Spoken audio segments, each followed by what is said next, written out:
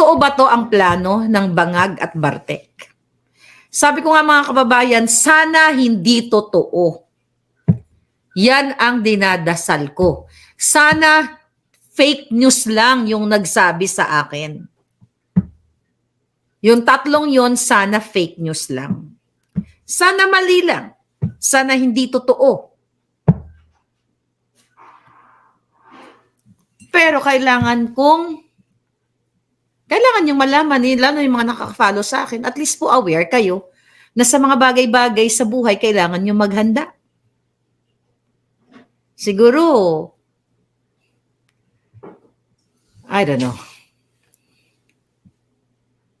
Sabi ni Melda, okay, paano pamilya ko sa Cebu? Sabi ni Dali Mali.